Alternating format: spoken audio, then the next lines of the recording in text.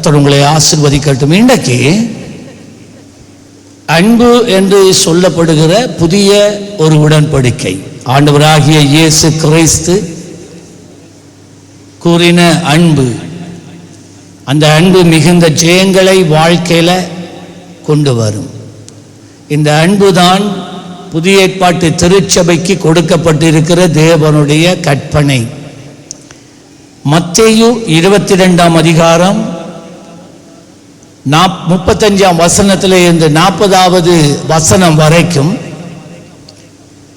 ஒரு நியாயசாஸ்திரி இயேசுவை சோதிக்கும்படிக்காக வந்து இந்த விதமான ஒரு கேள்வியை கேட்கிறான். போதகரே, நியாய பிரமாணத்திலே எந்த கற்பனை பிரதானமானது என்று கேட்டான். இந்த இடத்துல அவன் சொல்லுவது என்னென்ன, இந்த 10 கற்பனைகள்.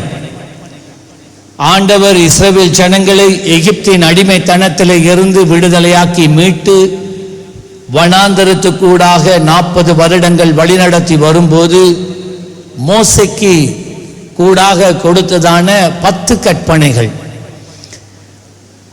அந்த 10 கற்பனைகளை பிற்பதாக ஆசாரியர்கள் பரிசேயர்கள் அதை உடைத்து அதை விரிவாக்கி அந்த 10 கற்பனைகளை 5000 கற்பனைகளாய் மாற்றினார்கள். அந்த கற்பனைகளை தான் நீங்கள் எண்ணாகமத்தில் பார்க்கலாம், யாத்திராகமத்தில் கொடுக்கப்பட்டது. உபாகமம், எண்ணாகமம், உபாகமம், லேவியராகமம், இந்த புஸ்தகங்களில் அவைகள் விரிவாக்கப்பட்டு தொடர்ந்து வரும் காலங்களிலே பரிசேயர்களும் சதுசேயர்களும் இன்னுமாக அதை விரிவாக்கி நாளுக்கு நாள் அந்த 10 கற்பனைகளை வைத்து புதிய கற்பனைகளை, சட்ட திட்டங்களை கர்த்தருடைய ஜனங்களுக்கு, யூத ஜனங்களுக்கு அவர்கள் கொண்டு வந்தார்கள். இப்போ ஆண்டவர் சொன்னார், அந்த கற்பனை 2ஆக பிரிக்கப்பட்டிருந்தது. ஒரு பகுதி உனக்கும் உன் தேவனுக்கும் இடையில இருக்கிற உறவு எப்படி இருக்க வேண்டும். இந்த கற்பனையினுடைய 2வது பகுதி உனக்கும் சக மனுஷர்களுக்கும் இடையில, சகோதரர்களுக்கு இடையில நீ எப்படி வாழ வேண்டும் என்று சொல்லப்பட்டதான கற்பனைகள். இப்ப லேவியர் ஆகமத்தில் வந்தீங்கன்னு சொன்னா அங்கே ஆண்டவர் இந்த கற்பனையை தான் எடுத்து உனக்கும் உன் தேவனுக்கும் இடையில இருக்கிற உறவு எப்படி காணப்பட வேண்டும் என்பதை வைத்து தேவனை ஆராதிக்கிற விஷயத்துல நீங்க நினைச்ச மாதிரி எல்லாம் ஆராதிக்க முடியாது. தேவன் சட்ட திட்டங்களை போட்டார், அதன்படிதான் நீங்க என்ன ஆராதிக்கணும். ஒரு பிரதான ஆசாரியன், பிறகு ஒரு மற்ற ஆசாரியர்கள், இவர்கள் லேவி கோத்திரத்திலிருந்து தான் வர முடியும். வேறு எவரும் தேவனுடைய சமூகத்தில் போயிட்டு பலிகளை செலுத்த முடியாது. இப்படியெல்லாம் இருக்கு. என்னென்ன ஆட உடுக்கணும், எவ்விதமாக வர வேண்டும், எவ்விதமாய் பலிகள் செலுத்த வேண்டும் என்றெல்லாம் ஆண்டவர் சொன்னார். இஷ்டப்படி செய்யல. எண்ணாகமத்தில் பார்த்தீங்கன்னா உபாகமம், எண்ணாகமம் உனக்கும் உன் சகோதரர்களுக்கும் இடையில நீ எவ்விதமாக நீ வாழ வேண்டும் என்பதை குறித்த சட்ட திட்டங்கள். இது இயேசுவின் காலங்கள் வரைக்கும் இருந்தது. ஆனால் எந்த ஒரு மனிதனாலும் எந்த ஒரு தேவ பிள்ளையினாலும் அந்த நியாய பிரமாணத்தை முழுமையாக நிறைவேற்ற முடியவில்லை. ஆண்டவர் ஒரு சட்டம் போட்டு இருந்தார், நீ 99 விகிதமானதை நிறைவேற்றி ஒரு விகிதத்தை நீ தவறவிட்டால் நீ ஃபெயில். இந்த 100க்கு 100 விகிதம் நீ இந்த கற்பனைகளை கை கொண்டால் தான் நீ எனக்கு முன்பதாக நீதிமானாக இருக்க முடியும். நீ நீதிமானாக இருந்தாதான் நீ என்னுடைய சமூகத்துக்குள்ள வர முடியும். எந்த ஒரு மனிதனாலும் எல்லா கற்பனைகளையும் 100% நிறைவேற்ற அவர்களால் முடியவில்லை. ஆகவே தான் இதை பார்த்துத்தான் இயேசு சுவாமி சொன்னார், வருத்தப்பட்டு பாரம் சுமக்கிறவர்களே, நீங்கள் எல்லோரும் என்னண்டைக்கு வாருங்கள் என்று சொன்ன உடனே நாங்க இப்ப என்ன சொல்ல, தலையடியோட இருக்கிறவன், காய்ச்சலோட இருக்கிறவன், வியாதியோட இருக்கிறவன் வா, கண்ணீரோட இருக்கிறவன், போராட்டத்தோட இருக்கிறவன் வா, இயேசு உனக்கு இளைப்பாறுதல் தருவார் என்று நாங்க சொல்றோம். அது பிழையான மொழிபெயர்ப்பு. இயேசு அப்படி சொல்லல. இந்த கற்பனையை வச்சுதான் அவர் சொன்னார். இந்த கற்பனையை நிறைவேற்ற நீங்க படுகிற பாட்டை நான் பார்த்தேன். உண்மையா இந்த புதிய பாட்டில் நீங்க பாத்தீங்கன்னா, அதாவது தேவனுடைய ஆலயம் எரித்து அழிக்கப்பட்டதுக்கு பிறகுதான் இந்த பரிசேயர்கள், சதுசேயர்கள் என்றவர்கள் உருவாக்கப்படுகிறார்கள். இந்த பரிசேயர்களோட வேலை தேவனுடைய வார்த்தையை இரவும் பகலும் ஆராய்ஞ்சி இந்த 10 கற்பனைகளை ஆராய்ஞ்சி இன்னும் கற்பனைகளை அவர்கள் உருவாக்கினார். இது இப்படி சமுதாயத்தில் இப்படி வாழணும், சமுதாயத்தில் அப்படி செய்யணும் என்று சொல்லி. இந்த சதுசேயர் என்று சொன்னவங்க அவங்க சொல்ல போலீஸ்காரங்க போல. அவங்க என்ன செய்வாங்கண்டா, 2 பேரா ஊருக்குள்ள தெரிவாங்க. இந்த சட்ட திட்டங்களை யார் மீறுகிறார்களோ அவர்களை பிடித்து அவர்களை ஆசாரியனிடத்தில் கொண்டு வந்து அவர்களுக்குரிய தண்டனையை கொடுத்தார்கள். நீ இந்த பழிகளை செலுத்தணும், இல்லாட்டி இப்படி இந்த தண்டனைகள் என்று சொல்லி இப்படியெல்லாம் நடந்தது. ஜனங்களால எப்பக்கமும் திரும்ப முடியல. வாழ்ந்தா கற்பனையை நிறைவேற்றணும், கற்பனையை நிறைவேற்றாட்டி தண்டனை. எப்படி வாழ்றது? எப்ப பார்த்தாலும் சிசிடிவி கேமரா போலயே இந்த சதுசேயர்கள் தெரிகிறார்கள். என்ன செய்வதென்று தெரியல. இவ்விதமான ஒரு நெருக்கத்துக்குள்ளதான் ஜனங்கள் வாழ்ந்து கொண்டு இருக்கும் போது சொன்னார் இயேசு, வருத்தப்பட்டு பாரம் சுமக்கிறவர்களே, நீங்கள் எல்லாரும் என்னண்டைக்கு வாருங்கள், நான் உங்களுக்கு இளைப்பாறுதலை தருவேன். என்னுடைய நுகம் மெதுவானதாய் இலகுவானதாய் இருக்கும் என்று சொன்னார். இப்ப இதை பத்தி தான் சொன்னார். இப்ப இயேசு இந்த ஊழியம் செய்து கொண்டு இருக்கிறார், இவ்விதமாக பேசிக்கொண்டு இருக்கிறார். ஒரு நியாய சாஸ்திரி இயேசுவை குற்றப்படுத்தும்படிக்காக அவன் இயேசுவினிடத்துல கேட்கிறான், போதகரே, நியாய பிரமாணத்தில் இந்த 10 கற்பனைகள் உருவாக்கப்பட்ட ஏனைய கற்பனைகள் தான் நியாய பிரமாணம். இந்த நியாய பிரமாணத்தில் எந்த கற்பனை பிரதானமானது என்று கேட்டான். இப்ப இயேசு அவர்களுக்கு கொடுத்த பதில் 37வது வசனம். இயேசு அவனை நோக்கி, உன் தேவனாகிய கர்த்தரிடத்தில் உன் முழு இருதயத்தோடும் உன் முழு ஆத்துமாவோடும் உன் முழு மனதோடும் அன்பு கூறுவாயாக. ஏன் போட்டு இவ்வளவு போட்டு கஷ்டப்பட்டு கொண்டு இருக்கிறீங்க? நீ ஆண்டவர் மேல அன்பா இருந்தா உன் முழு ஆத்துமாவோடும் உன் முழு பலத்தோடும் உன் முழு இருதயத்தோடும் ஆண்டவரை நீ நேசித்தா அவருடைய கற்பனைகளை நீ கை கொள்ளுவாயே. 2வது சொன்னார். இப்ப இது கற்பனை 2ஆ பிரிக்கப்பட்டிருந்தது சொன்னேன். ஒன்று தேவனுடைய பிள்ளைக்கும் தேவனுக்கும் இடையில இருக்கிற உறவுக்கு தேவைப்பட்ட கற்பனை. மற்ற கற்பனை மனிதனுக்கும் தேவ பிள்ளைக்கும் சகோதரர்களுக்கு குடும்பங்களுக்கு சமுதாயத்தோட இருக்கிற உறவிலே காணப்பட வேண்டிய கற்பனை. இதை இயேசுவாமி மாத்தி சொன்னார். 39 38 இது முதலாம் பிரதான கற்பனை. என்ன? தேவனிடத்திலே முழு ஆத்மாவோடு முழு பலத்தோடு முழு இருதயத்தோடு அன்பு கூறுவாயாக. 39வது அது முதலாம் கற்பனை என்று சொல்லி 39வது வசனத்தில் சொல்லுகிறார், இதற்கு ஒப்பா இருக்கிற 2வது கற்பனை என்னவென்றா, உன்னிடத்திலே நீ அன்பு கூறுகிறது போல பிறனிடத்திலும் அன்பு கூறுவாய். எப்படியெல்லாம் நீ உண்ட சரீரத்தை உன்னுடைய வாழ்வை நீ நேசிக்கிறாயோ, எவருமே தனக்குத்தானே தீமை உண்டு பண்ண மாட்டாங்க, ஒரு நாள் உண்டு பண்ண மாட்டாங்க. எப்பயுமே தனக்குத்தாமே நன்மை உண்டாகத்தான் பார்ப்பாங்க. மற்றவனுக்கு தீமை வருதோ போச்ச பரவாயில்ல, எனக்கு நன்மை வரணும். ஒருவனும் தனக்குத்தானே தீமையை கொண்டு வர மாட்டான்.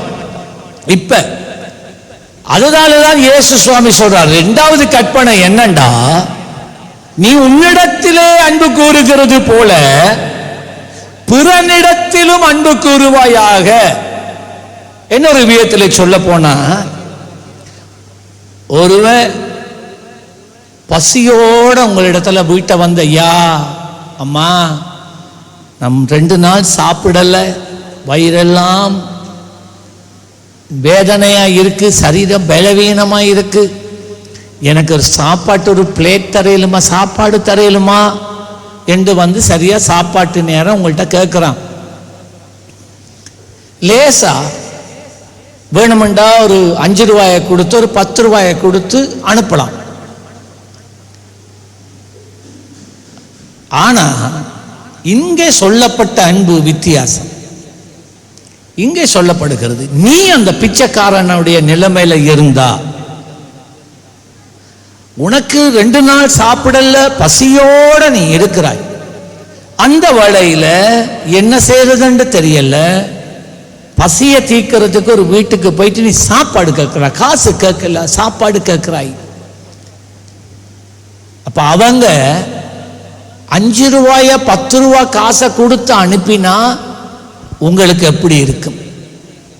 நீங்க அவர்களிடத்துல உண்மையா என்ன எதிர்பார்க்கிறீங்க? ஒரு பீங்கான் சோறு, சாப்பாடு, அவ்வளவுதான். அப்ப ஆண்டவர் சொல்றா என்னண்டா, ஒருவன் உன்னிடத்துல வரக்குள்ள வேதனையோட, போராட்டத்தோட, தேவையோட வர்ற நேரம் எப்படி நீ பிரதிபலிக்கிறாய், எப்படி அதுக்கு பதில் கொடுக்கிறாய்? உன்னை அந்த இடத்துல நிறுத்தி வைத்து நீ அந்த நிலைமையில இருந்தால் மற்றவர்கள் உனக்கு என்ன செய்ய வேண்டும் என்று எதிர்பார்க்கிறாயோ அதை இவனுக்கு செய். அதைத்தான் இயேசுவாமி சொன்னார். உன்னிடத்தில் நீ அன்பு கூறுகிறது போல பிறனிடத்திலும் அன்பு கூறுவாயாக என்பதே 40வது. இவ்விரண்டும் கற்பனைகளிலும் நியாயப்பிரமாணம் முழுமையும் தீர்க்க தரிசனங்களும் அடங்கி இருக்கிறது என்று சொன்னார். என்ன சொன்னார்? 10 கற்பனைகள். அதை நீங்க எடுத்து 5000 6000 கற்பனைகளா பிரிச்சு வச்சிருந்தாலும் அந்த 10 கற்பனைகள்ல 2 கற்பனை இருக்கு. முதலாவது உனக்கும் உன் தேவனுக்கும், 2வது உனக்கும் உன் சகோதரனுக்கும். இந்த 2ம் இந்த 10 கற்பனையும் இதை பிரிச்சு 5000 6000 கற்பனைகளும் இந்த 2 கற்பனைக்குள்ள அடங்கும் என்று ஆண்டவர் சொன்னார். நீ உன்னுடைய தேவனை முழு மனசோட நேசி, நீ உன்னுடைய சகாக்களை முழு மனதோட நீ நேசிப்பாயாக. அவ்வளவுதான். இது 2ஐயும் செய்தா நீ நியாயப்பிரமாணத்தை நிறைவேற்றுகிறவனாய் இருப்பாய். யோவான் 13ஆம் அதிகாரம் 34 35 வசனம். இந்த சத்தியத்தை நீங்க அறிந்திருக்க வேண்டும். ஒரு பெரிய ஒரு குழப்பம் இருக்கு. இந்த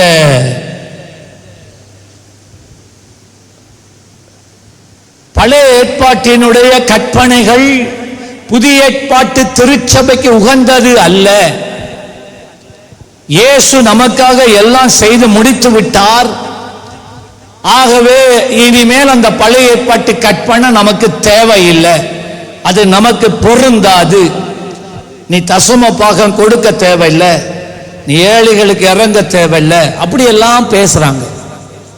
ஆனா பாருங்க, இயேசுவாமி என்ன சொன்னார்? 2 இல்லை, நான் கற்பனையை அழிக்க வரல, நான் கற்பனையை உங்களுக்காக நிறைவேற்ற வந்தேன். அதனால் பிறகு நான் உங்களுக்கு சொல்றேன், அதை எப்படி இலகுவாக நிறைவேற்றி முடிக்கலாம் என்று இயேசு சுவாமி சொன்னார்.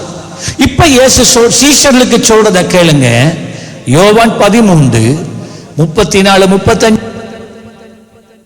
வசனத்துல, நீங்கள் ஒருவரில் ஒருவர் அன்பாயிருங்கள். பாத்தீங்களா? நீங்கள் ஒருவரில் ஒருவர் அன்பாயிருங்கள். இப்ப சபைக்குள்ளையும் நாங்க ஒருவருக்கு ஒருவர் அன்பா இருக்கணும், சமுதாயத்திலையும் அஞ்ஞானிகளை மேலையும் நாங்கள் அன்பாக வாழ பழக வேண்டும். அதுதான் மிக முக்கியம். இப்ப நீங்கள் ஒருவரில் ஒருவர் அன்பாய் இருங்கள், நான் உங்களில் அன்பாய் இருந்தது போல நீங்களும் ஒருவரில் ஒருவர் அன்பாய் இருங்கள் என்கின்ற புதிய கட்டளையை உங்களுக்கு கொடுக்கிறேன். பாத்தீங்களா? இப்ப இயேசு சுவாமி பழைய ஏற்பாட்டினுடைய கற்பனையை தேவனுடைய பிள்ளைகளால் நிறைவேற்ற முடியாமல் இருந்ததினால அவர் சொல்றார், ஓகே, நான் ஒரு புதிய கற்பனையை நான் உங்களுக்கு கொடுக்கிறேன்.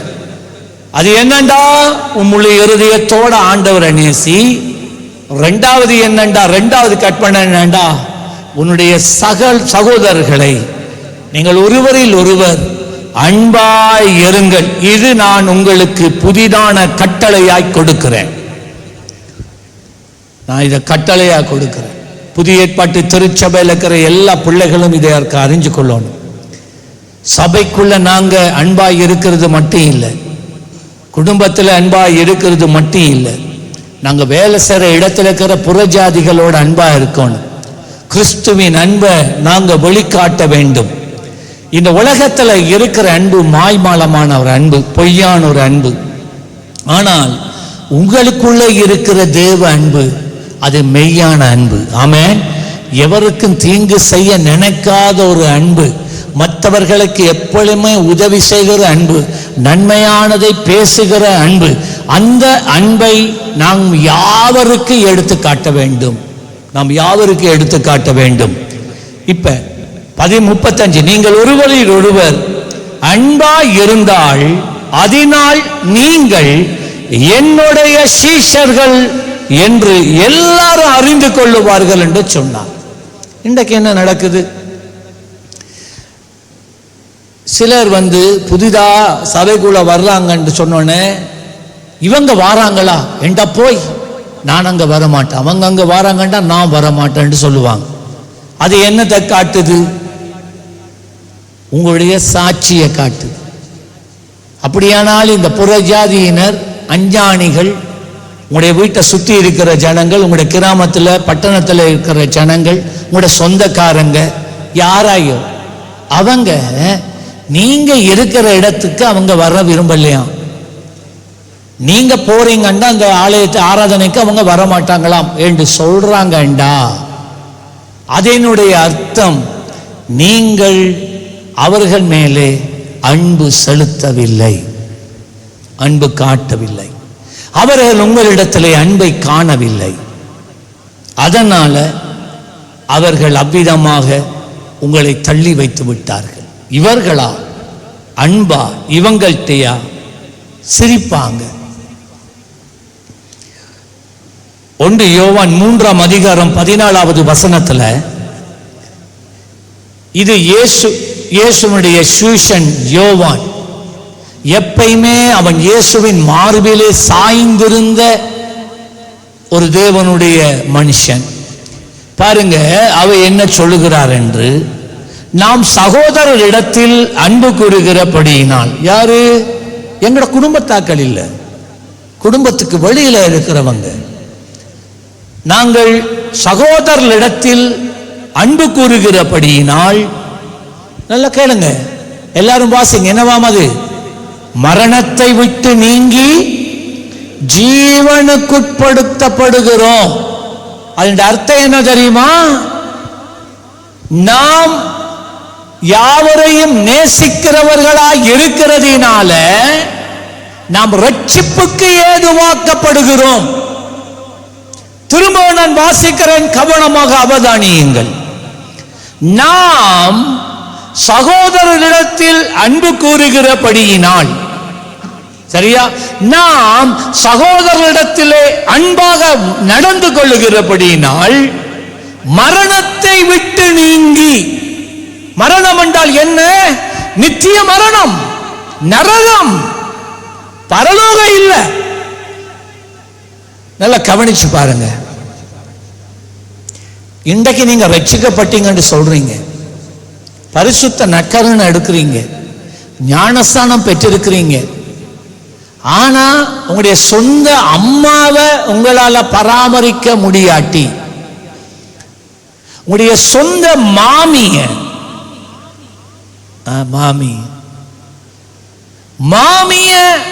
உங்களால பராமரிக்க முடியாட்டி, சொந்த மாமாவை பராமரிக்க முடியாட்டி,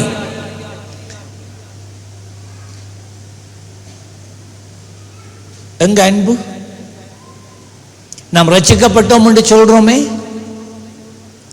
ஒருவர் கஷ்டப்படக்குள்ள எல்லா கஷ்டத்தையும் தெரிஞ்சும் அந்த நபருக்கு நாம் உதவி செய்யாமல் மனதை கல்லாக்கி கொண்டு இருக்கிறோம் என்று சொன்னால் எங்க இந்த அன்பு?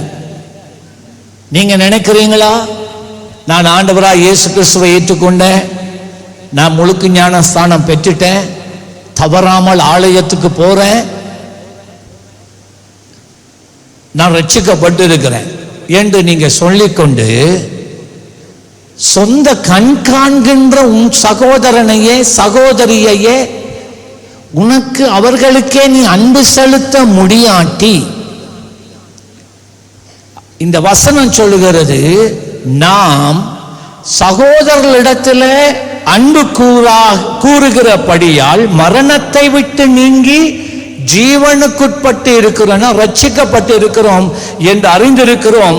சகோதரனிடத்தில் அன்பு கூறாதவன், வாசியுங்க, மரணத்திலே, ஐயா நீ ரட்சிக்கப்பட்டு இருக்கிறாய், பரலோகம் போகிறாய் என்று தப்பு கணக்கு போடாத. தேவனுடைய அன்பை காணக்கூடிய ஒரே ஒரு இடம் சபைதான், இல்லாட்டி சபை மக்கள் தான். என்னைக்கு அந்த அன்பு இருக்கா சபையில? சபை ஜனங்கள் இடத்துல அந்த அன்பு இருக்கா? உலகத்தார் இடத்துல இந்த தேவ அன்பு இல்லை. உன்னிடத்துல இருக்கா? அஞ்ஞானிகள் தங்கள் தாய் தகப்பன் மாமி மாமா இப்படிப்பட்டவர்களை மிகவும் கேவலமாய் நடத்துகிறார்கள். நீ ரட்சிக்கப்பட்டவன்ல, உன்னுடைய மாமிய கண்ணீருக்குள்ள நடத்துறியா? கசப்பு இருக்கா? சபைக்குள்ள முகத்து முகம் பார்த்து கதை கேளாத ஒரு நிலையில இருக்கிறீங்களா? அவனோட கதைக்காத, இவனோட கதைக்காத, நீ அவனோட கதைச்சா நீ எனக்கு ஃப்ரெண்டா இருக்கேலாது. நீங்க அப்படி சொல்லி உங்களுக்குள்ள ஒரு கூட்டத்தை உருவாக்கி கொண்டு இருக்கிறீங்களா? ஹலோ, விளங்கிக் கொள்ளுங்க, நான் பேசல, இது வசனமே தெளிவாக நமக்கு விளக்குகிறது. சபைக்குள்ள பிரிவினைகள், சபைக்குள்ள கோபங்கள், கசப்புகள், இவ்விதமாக நீங்க ஒருவருக்கு ஒருவர் நீங்க ஏவி விட்டு கொண்டு இருந்தால், குழப்பத்தை உண்டு பண்ணி கொண்டு இருந்தால், பிரிவினைகளை கொண்டு வருகிறவர்களாய் இருந்தால், ஒருவரிடத்துல எவருமே போய் சேராத என்று பறித்து இழுத்து கொண்டு இருந்தால், பகையை உண்டு பண்ணுகிறவர்களாய் இருந்தால், நான் ஒரு சொல்லுகிறத இந்த வசனத்தின் அடிப்படையில் ஒன்று சொல்ற, கவனமா கேளுங்க. நீங்க பரலோகம் போறது இல்லை.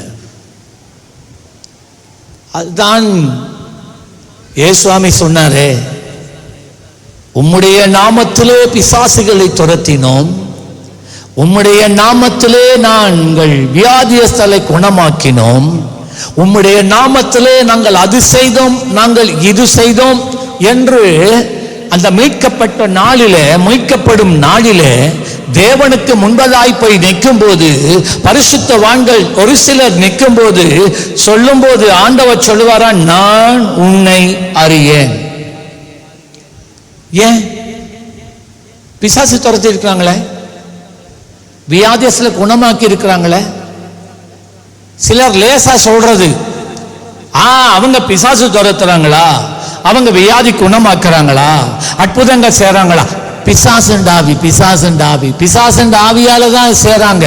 ஹலோ, அதாலதான் பரலோகத்துக்கு போனா அங்கே வாசல் மூடப்பட்டதாக இருக்கும். இல்ல இல்ல இல்ல இல்ல இல்ல இல்ல, வசனத்தை கேளுங்க. எது சபைக்குள்ள ஊழியம் செய்கிற தேவ பிள்ளையே பரலோகம் போக பிரவேசிக்க முடியாதபடி ஒருவனை தடுக்குதுண்டா, அது எது தெரியுமா? சகோதரனிடத்துல சொல்லுங்க, சபைய சகோதரனிடத்துல அன்பு கூறாதவன் மரணத்திலே நிலை கொண்டு இருக்கிறான். ரட்சிக்கப்பட்ட பட்ஜ் குத்தி இருக்கலாம், சபையில மெம்பர்ஷிப் இருக்கலாம். நீங்கள் மரித்தவுடனே நாங்கள் சொல்லுவோம், நல்ல போராட்டத்தை போராடினார், நல்ல ஓட்டத்தை ஓடினார், விசுவாசத்தை காத்து கொண்டார் என்று நாங்கள் சொல்லுவோம். இது முதற்கொண்டு நீதியின் கிரீடம் உனக்காக வைக்கப்பட்டிருக்கிறது என்று நாங்கள் சொன்னாலும் பரலோகத்துக்கு போனோன்னு ஆண்டவர் சொல்லுவார், no no no, you can't enter. ஏன் ஆண்டவரே?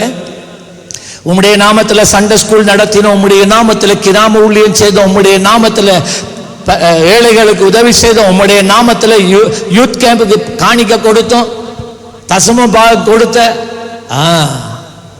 எல்லாம் சரி. நான் பைபிள்ல சொல்லியிருந்தேனே, 1 யோவான் 3:14, உன் சகோதரன் இடத்துல அன்பு கூறாதவன் பரலோகம் வர முடியாது என்று சொல்லி இருந்தனே, அது உனக்கு தெரியுமா? படிச்சியா? மிகவும் பயங்கரமான ஒரு எச்சரிப்பின் செய்தி இது. 10 கற்பனைகளைத்தான் எல்லாரும் ஒருவரால் நிறைவேற்ற முடியல. ஆனால் அந்த 10 கற்பனைகளை 2ஆக ஆண்டவர் குறைத்து, முதலாவது தேவனிடத்தில் நீ அன்பு கூறு, 2வது கற்பனை உன் சகோதரரிடத்தில் அன்பு கூறு. இது செய்ய இயலாது உனக்கு? அவ்வளவுதான் அவர் கேட்கிறார். இன்றைக்கு ஒருவரை குறித்து புறம் கூறுகிறது, அவமானப்படுத்துவது அவ்வளவு ஒரு சீப்பான காரியமாயிற்று. ஒரு ஆள் ஒன்று சொன்னா இன்னொரு ஆள் அதுக்கு எதிர சொல்றது. சில ஆட்களுக்கு முகத்துக்கு முகம் கதைக்கிறதுக்கு தைரியம் இல்லை, ஃபேஸ்புக்கில் எழுதுறது, ஸ்டேட்டஸ்ல போடுறது, நேர கதைக்க துணிவு இல்லை. உலகம் ஒரு ஆளோட பேசுறதுக்கு உலகம் அறிகிறதுக்கு பேசுறது. இப்படியெல்லாம் செஞ்சுட்டு நாம இந்த சபைக்குள்ள உட்கார்ந்துட்டு நான் பரிசுத்தவான், நான் நீதிமான், நான் இயேசுவின் இரத்தத்தால் கழுவப்பட்டவன் என்று எப்படி சொல்றது? இன்றைக்கு ஒரு சிலர், ஒரு காலத்துல ஊழியம் செய்த ஒரு சிலர் இன்றைக்கு ஒதுங்கி இருக்கிறாங்க சபையில. காரணம் என்ன? யார் அதுக்கு காரணம்? நான் காரணமா இருந்தா காலில் விழுறேன். ஆனா யார் காரணம்? நீங்க காரணமா? ஒரு சிலர் சபையை விட்டு போறதுக்கு காரணம் யாரு? நீங்களா? யாராகிலும் சபைக்கு வந்தவங்க சபைக்கு வராம நிக்கிறதுக்கு காரணமாய் அமைந்தீங்களா? நெருக்கத்தின் மேல நெருக்கம், எதிர்ப்பின் மேல எதிர்ப்பு, வார்த்தைக்கு மேல வார்த்தை, பேசி பேசி பேசி கடைசியா மனதை உடண்டு உடைச்சி கடைசியாக அந்த மனிதனை வராமலே நிறுத்தி விட்டாயா?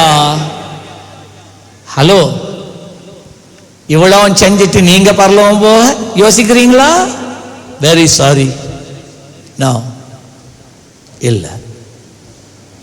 சபைகளுக்கு எதிரா, ஊழியர்களுக்கு எதிரா, சபை விசுவாசிகளுக்கு எதிரா, சபை தரிசனங்களுக்கு எதிரா நீங்க பேசிட்டு நீங்க பரலோகம் போகலாம் என்று நினைக்க வேண்டாம். ஆமா, கவனமா இருங்க. சோ திரும்ப நான் இந்த வசனத்தை வாசிக்கிறேன்டா, இது ஒரு மிக முக்கியமான ஒரு சத்தியம்.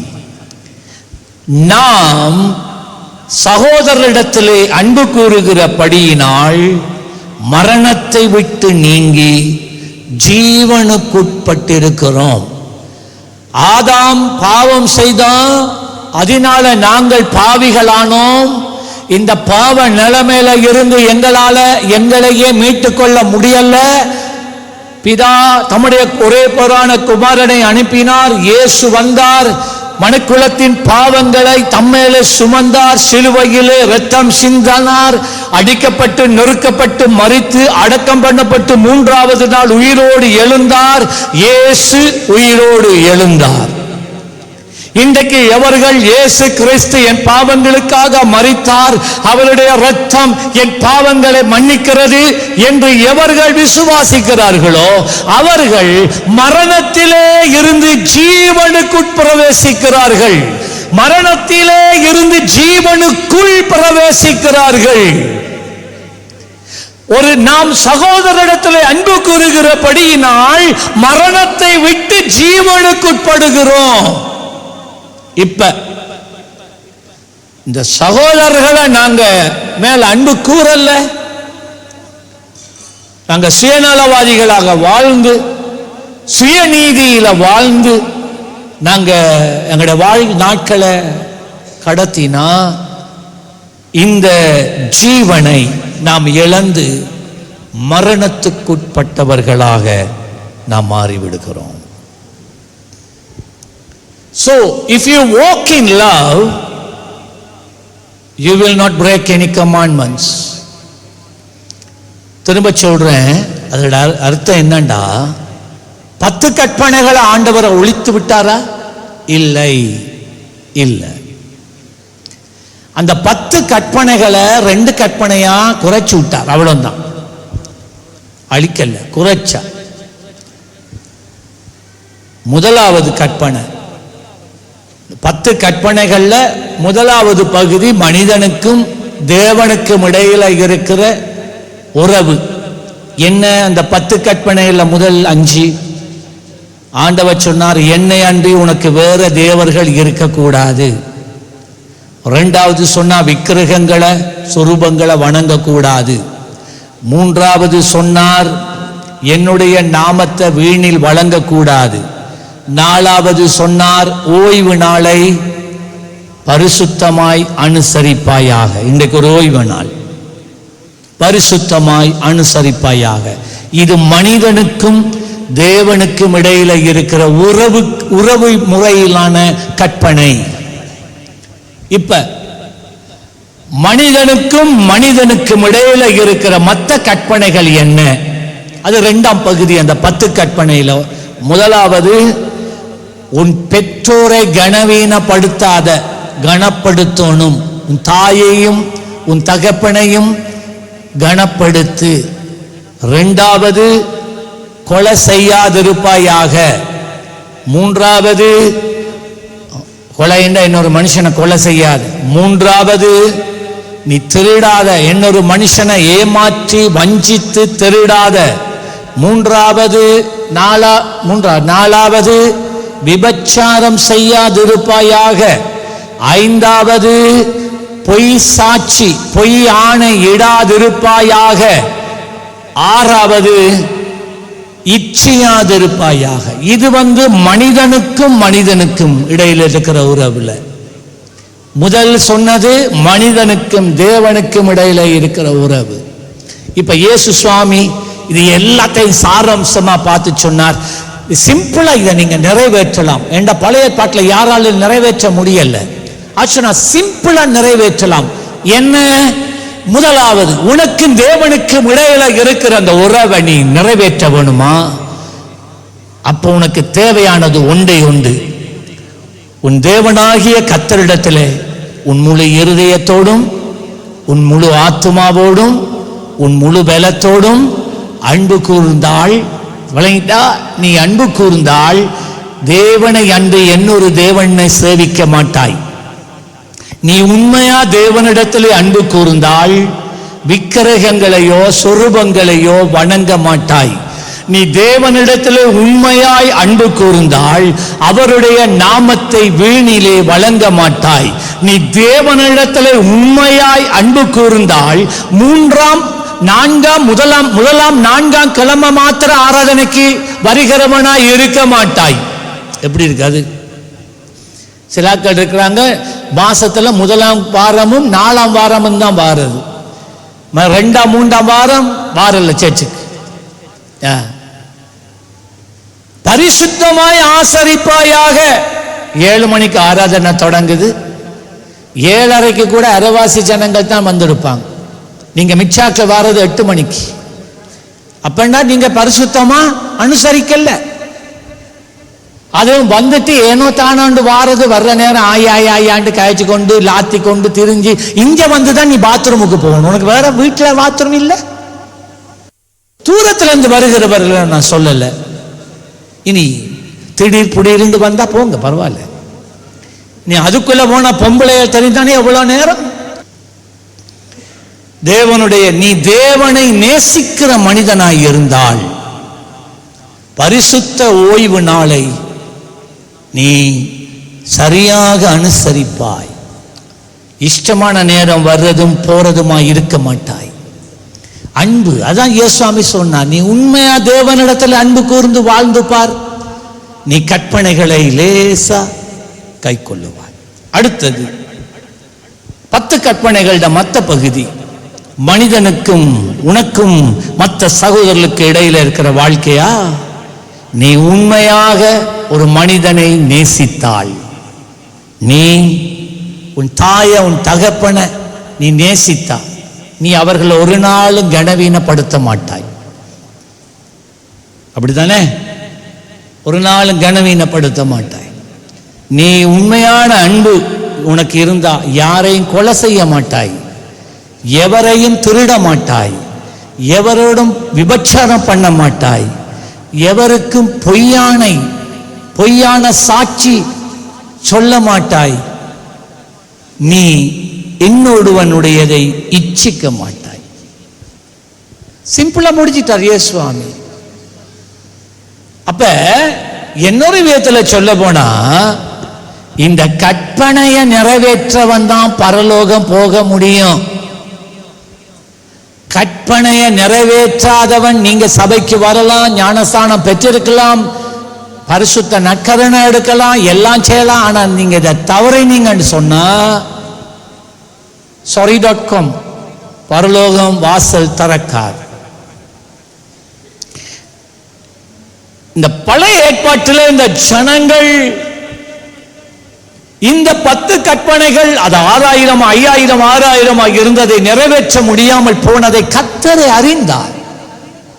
ஆகவே எசேக்கியேல் என்று சொல்லப்பட்ட ஒரு தீர்க்கதரிசி கூட அவர் சொன்னார். எசேக்கியேல் 36 25 வசனத்தில் இருந்து 29 வசனம் வரைக்கும், அப்பொழுது நான் உங்கள் மேல் சுத்தமான ஜலம் தெளிப்பேன்.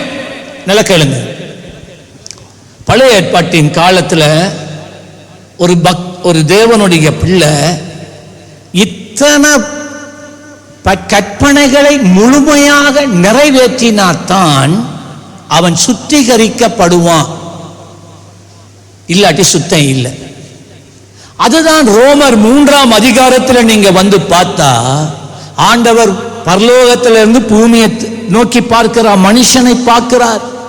அது சொன்னார், அவர் கண்டது என்ன தெரியுமா? மனுஷனிடத்துல நீதிமான் ஒருவனாகிலும் இல்லை, நீதிமான் ஒருவனாகிலும் இல்லை. இன்னொரு விதத்தில் சொல்ல போனால், தேவனுடைய கற்பனைகளை நிறைவேற்றின மனிதன் இந்த உலகம் முழுவதிலும், உலகத்தின் சரித்திரத்தில் ஒருவனாகிலும் இல்லை.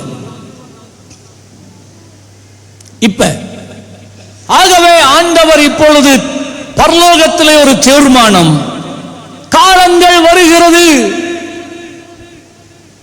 மனிதனே, தேவ பிள்ளையே, நீதிமான் ஆவதற்காக நீ எவ்வளவு பாடுபடுகிறாய். இன்றைக்கு இருக்கிற உலகத்தில் இருக்கிற பக்தர்கள் அநேகர் பாருங்க, மொட்டை அடிக்கிறாங்க, வெறுங்காலோட நடக்கிறாங்க, தங்களுடைய சரீரத்தை கிழிக்கிறாங்க, நதிகளில் ஸ்நானம் பண்றாங்க, பலிகள் செலுத்துறாங்க, எத்தனையோ கிலோமீட்டர் வெறுங்காலோட நடக்கிறாங்க, உருள்றாங்க, கல்லுக்கு மேல உருள்றாங்க. இதெல்லாம் என்னதுக்கு தெரியுமா? அவன் முக்தி அடைய வேண்டும் என்பதற்காக. முக்தி என்றால் ரட்சிப்படைய வேண்டும், நீதிமானாக்கப்பட வேண்டும், என்னுடைய வாழ்க்கையில இருக்கிற பாவம் போக்கப்பட வேண்டும். மனிதன் அதற்காக ஏங்குறான், நீதிமானாய் மாறணுமே, நான் நீதிமான் ஆனால் தான் நான் தேவனோட சஞ்சரிக்கலாம், தேவனோட பேசலாம், தேவன் என்னோட பேசுவார். ஆகவே இந்த மனிதனுடைய ஏக்கத்தை கர்த்தர் கண்டார். எசேக்கியேல் தீர்க்கதரிசி கூடாக அவர் சொன்னார், அப்பொழுது நான் உங்கள் மேல் சுத்தமான ஜலத்தை தெளிப்பேன், உன்னை சுத்திகரிக்கிற ஜலம். நான் உங்களுடைய எல்லா அசுத்தங்களையும் உங்களுடைய எல்லா நரகலான விக்கிரகங்களையும் நீக்கி உங்களை சுத்தமாக்குவேன், நீங்கள் சுத்தமாவீர்கள். உங்களுக்கு நவமான இருதயத்தை கொடுப்பேன். நவமான இருதயம், நவமான ஒரு புதிய இருதயத்தை கொடுத்து உங்கள் உள்ளத்திலே புதிதான ஆவியை கட்டளையிடுவேன். கல்லான இருதயத்தை எடுத்து உங்கள் மாம்சத்திலே இருந்து எடுத்து போட்டு சதையான இருதயத்தை உங்களுக்கு கொடுப்பேன். மனிதனுடைய இருதயம் கல்லான இருதயமாக தேவன் பார்த்தார். அதாலதான் 10 கற்பனைகளை ஆண்டவர் சொன்னார். மோசேக்கு சொன்னார், 2 கற்பலகைகளை வடிவாக ஸ்மூத் பண்ணி சீனாய் மலைக்கு மேலே ஏறி வா, நான் உங்களுக்கு என்னுடைய கற்பனைகளை நான் கொடுக்க போறேன் சொன்ன போது மோசே மேலே போய் 40 நாட்கள் தண்ணீர் இல்லாத, ஆகாரம் இல்லாத ஒரு உபவாசம் தனித்தவனாக 40 நாள் இருந்தபோது கர்த்தர் வந்தார், வெளிப்பட்டார். அந்த கற்களை ஒரு இடத்திலே அவன் வைத்தான். கர்த்தருடைய விரல், நல்ல கேளுங்க, கர்த்தருடைய விரல் அந்த கற்பலகைகளிலே எழுதிற்று. இந்த கற்பனைகளை ஆண்டவரை எழுதி கொடுத்தார். ஆனா அந்த கற்பனையை கீழே வரக்குள்ள இவர்கள் விக்கிரகங்களை சேவிக்கிறத கண்டு கோவப்பட்டு ஆவேசப்பட்டு அதை உடைச்சு கோவத்தில் எரிஞ்சு உடைச்சிட்டான்.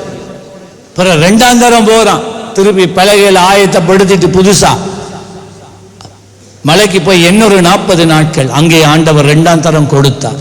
இப்படிதான் அந்த 10 கற்பனை வந்தது. அந்த கற்பனை எதை விளக்கிற்றென்றால் மனிதனுடைய இருதயத்தை விளக்கிற்று. மனிதனுடைய இருதயம் கல்லாய் இருந்தது. மனிதனுக்கு எவ்வளவுதான் சொல்லியும் மனிதனால் தேவனுடைய சத்தத்துக்கு கீழ்ப்படிய முடியல. மனிதன் தான் நினைத்ததையே செய்து கொண்டு போனான். மனிதனுடைய வாழ்க்கையில ஒரு இழகிற தன்மை கூட இல்லை. அதான் வேதம் சொல்லுகிறது, ஒரு மனிதன் மிருகத்தை பார்க்கிலும் கேவலம் உள்ளவனாய் இன்று மாறி இருக்கிறான். துன்மார்க்கங்கள் அக்கிரமங்களாய், அக்கிரமங்கள் மிருகத்தன்மையாய் அவர்களை மாற்றி இருக்கிறது. ஒரு மனிதன் இன்னொரு மனிதனை கொல்லுவது ஒரு சர்வ சாதாரணமான ஒரு காரியமா மாறிச்சு.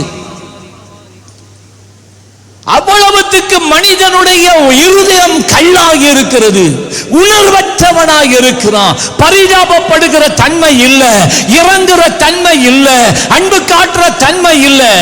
அந்த கல்லான இருதயத்தை உடைய மனிதனுக்கு தான் ஆண்டவர் கல்லான பலகையிலே, கற்பலகையிலே கற்பனைகளை கொடுத்தார். மனிதனால் அதை நிறைவேற்ற முடியவில்லை. ஆனால் ஆண்டவர் சொல்லுகிறார், நாட்கள் வருகிறது, உங்களுடைய வாழ்க்கையிலே பாவத்தின் மேலே பாவம், அக்கிரமத்தின் மேலே அக்கிரமங்கள் உருவாகி இருக்கிறதினால் நான் தூய நீரை தெளித்து உங்கள் அக்கிரமங்களை எல்லாம் நீக்கி உங்களுக்கு கல்லான இருதயத்தை எடுத்து உங்களுக்கு நான் சதையான இருதயத்தை கொடுப்பேன். சொல்லுங்க, சதையான இருதயம், சாஃப்டான இருதயம். இந்த சதையான இருதயத்துக்கு சொன்னா அது உடனே கீழ்ப்படியும். சிலரை பார்த்து சொன்ன முரட்டு இருதயம், இவனுக்கு முரட்டு இருதயம் சொல்லுவாங்கல்ல, முரட்டு இருதயம். ஆமா, அதுதான் அந்த கல்லான இருதயம். எவர்கள் ஆண்டவராகிய இயேசுவை ஏற்றுக்கொள்ளுகிறார்களோ அவர்களுக்கு ஆண்டவர் கல்லான இருதயத்தை எடுத்து சதையான இருதயத்தை கொடுக்கிறார். ஆமென் சொல்லுங்க, ஹல்லேலூயா. அதாலதான் உங்களுக்கு சத்தியத்தை சொன்னா நீங்க உடனே கேட்டு கீழ்ப்படிந்து வாழ்க்கையில நல்ல தீர்மானம் எடுத்து முன்னுக்கு போறீங்க. 27 உங்கள் உள்ளத்திலே என் ஆவியை வைத்து. எத்தனை பேருக்குள்ள தைரியமா சொல்லலாம், கர்த்தர் பரிசுத்த ஆவியானவரை என் உள்ளத்துல வச்சிருக்கிறார்? ஆமென் சொல்லுங்களேன்.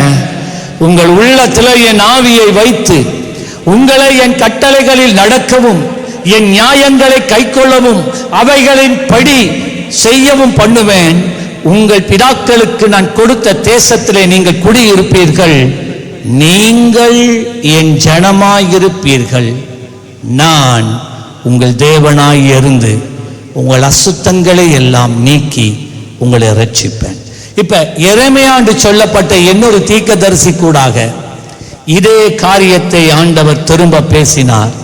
எரேமியா 31 முதலாம் வசனத்திலே அக்காலத்திலே நான் இஸ்ரவேலின் வம்சங்களுக்கெல்லாம் தேவனாய் இருப்பேன், அவர்கள் என் ஜனமாய் இருப்பார்கள் என்று கர்த்தர் சொல்லுகிறார். 31வது வசனம், இதோ நாட்கள் வரும் என்று கர்த்தர் சொல்லுகிறார், அப்பொழுது இஸ்ரவேல் குடும்பத்தோடு யூதா குடும்பத்தோடு புதிய உடன்படிக்கை பண்ணுவேன். பாத்தீங்களா, புதிய உடன்படிக்கை பண்ணுவேன் என்று முன்கூட்டியே தீர்க்க தரிசனமா ஆண்டவர் சொல்லிட்டார். என்ன அந்த உடன்படிக்கை? அதைத்தான் இயேசு சுவாமி சொன்னார். உங்களால் அந்த 10 கற்பனையை நிறைவேற்ற முடியாது, நான் உங்களுக்கு ஒரு புதிய உடன்படிக்கையை நான் உங்களுக்கு கட்டளையிடுகிறேன். அது என்னண்டா, உங்கள் முழு உள்ளத்தோடு இருதயத்தோடு பலத்தோடு ஆத்துமாவோட உன் தேவனாகிய கர்த்தரிடத்தில் அன்பு கூறு. 2வது, உன் உன்னை உன்னிடத்துல நீ அன்பு கூறுகிறது போல நீ பிறனிடத்துல அன்பு கூறு. இவ்வளவுதான். இதுதான் புதிய உடன்படிக்கை. பழைய உடன்படிக்கை யாராலும் முடிக்கல. அதைத்தான் 32ஆம் வசனத்தில் சொல்றான், நான் அவர்கள் பிதாக்களை எகிப்திலே இருந்து அழைத்து வர கைப்பிடித்த நாளிலே அவர்களோட பண்ணின உடன்படிக்கையின் படி அல்ல. ஏனென்றால் நான் அவர்களுக்கு நாயகராக இருந்தும் அந்த என் உடன்படிக்கையை அவர்கள் மீறி அவமாக்கி போட்டார்களே என்று கர்த்தர் சொல்லுகிறார். 33 அந்த நாட்களுக்கு பிற்பாடு நான் இஸ்ரவேல் குடும்பத்தோடு ஒரு பண்ணுகிற உடன்படிக்கையாவது, நான் என் நியாய பிரமாணத்தை அவர்கள் உள்ளத்திலே வைத்து அதை அவர்கள் இருதயத்திலே எழுதி நான் அவர்கள் தேவனாய் இருப்பேன். இப்ப பழைய ஏற்பாட்டில் இந்த பிரமாணம் கற்பலகையில எழுதப்பட்டிருந்தது, அது வெளியில இருந்துச்சு. புதிய ஏற்பாட்டில் அவர் என்ன செய்ய போறார் என்று சொன்னாரா, நான் அவங்களுக்கு கல்லான இருதயத்தை எடுத்து அவங்களுக்கு ஒரு சதையான இருதயத்தை கொடுத்து அவங்களோட ஒரு புதிய உடன்படிக்கை பண்ணி அந்த உடன்படிக்கையை கற்பலகையில எழுத மாட்டேன், புத்தகத்தில் எழுத மாட்டேன், அதை அவர்கள் உள்ளத்தில் நான் எழுதி வச்சிருவேன். ஆமென் சொல்லுங்களேன். இப்ப சபைக்குள்ள இருக்கிற எந்த ஒரு ரட்சிக்கப்பட்ட விசுவாசியும் தேவனிடத்திலே அன்பு கூறுகிற விஷயத்திலேயோ இல்லை என்றால் சகோதரர்களிடத்துல அன்பு கூறுகிற விஷயத்துல தவறிட்டு நான் தெரியாம செய்தேன் என்று சொன்னால் நீங்களே உங்களை பொய்யராக்குறீங்க.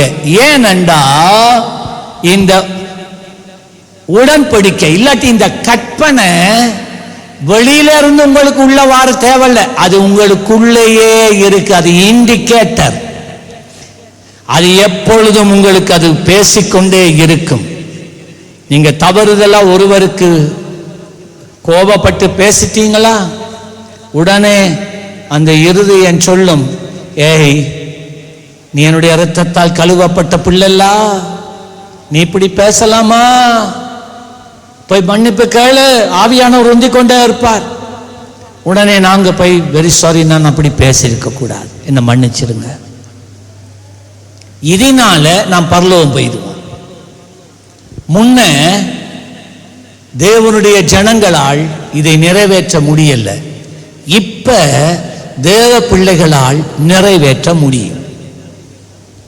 நீங்க என்ன செய்ய போங்க, கர்த்தர் உங்களுக்கு முன்னால அவருடைய கற்பனையை கொண்டாந்து வைப்பாரேண்டா, அது உங்களுடைய உள்ளத்துல இருக்கு. விளங்கிட்டா? அது உங்களுடைய உள்ளத்துல இருக்கு. எவரும் சாத்து போக்கு சொல்ல முடியாது.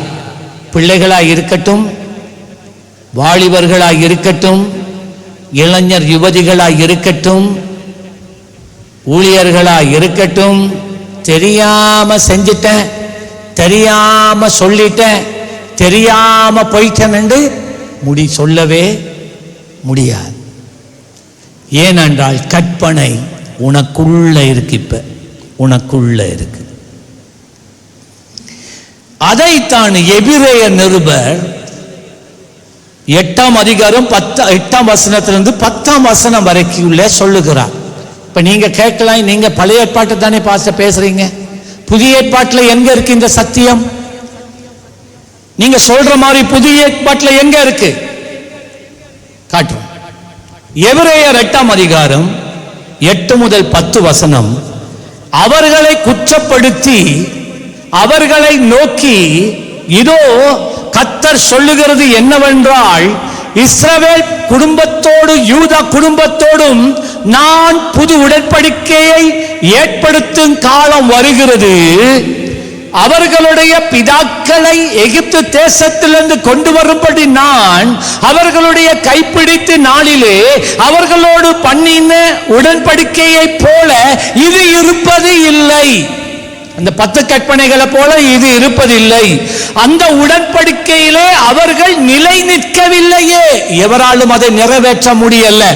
நானும் அவர்களை புறக்கணித்தேன் என்று கர்த்தர் சொல்லுகிறார். 10ஆம் வசனம். அந்த நாட்களுக்கு பின், நாங்க இப்ப இருக்கிற காலம், இயேசு சுவாமி வந்த காலம், நான் இஸ்ரவேல் குடும்பத்தாரோடு பண்ணும் உடன்படிக்கையாவது என்னுடைய பிரமாணங்களை அவர்களுடைய மனதிலே வைத்து. சொல்லுங்க, மனதிலே வைத்து.